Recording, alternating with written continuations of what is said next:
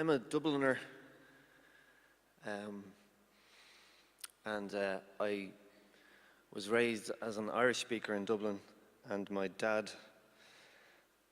parents are still alive and well and singing, but I was raised in a house full of songs and traveling singers, and many of them passed through. And as a child, I didn't really appreciate the 25-verse Sean songs that we were afflicted by. But later on in my life, a lot of these melodies have resurfaced and presented themselves. And recently I realized that, you know, when many people think of the first movies that they saw or went to see, I've come to realize that the first movies I actually saw were listening to these songs, which are just epic and vast and so beautifully poetic and profound and heart-wrenching. And I'm going to play one of these particular movies. The song itself is called Liam O'Reilly, and it's based on a true story from FIRST Con in County Mayo, where they just started pumping gas. And this is, I think, happened around the 1780s or 1760s, and a newly about to be married couple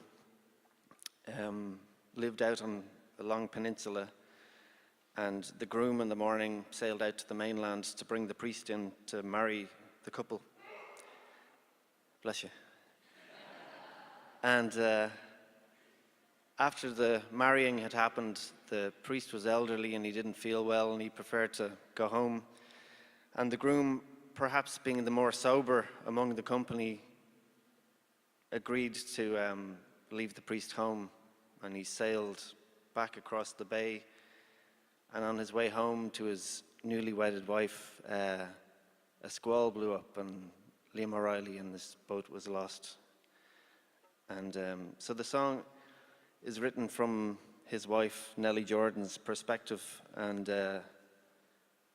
she sings how if her hand were on the tiller, both of them would have made land safely, and wonderful, beautiful song. And I think in many ways there is so much about music and in our legacy, and in a way I think that many of these songs are like time capsules or medicine cabinets for our souls in a way, because when the people had very little else and when everything was taken away from them, the one thing that couldn't be taken away was their voices. And so this is called Liam O'Reilly. Also, the beauty of our tradition, that such a story can be told 250 years later and feel it.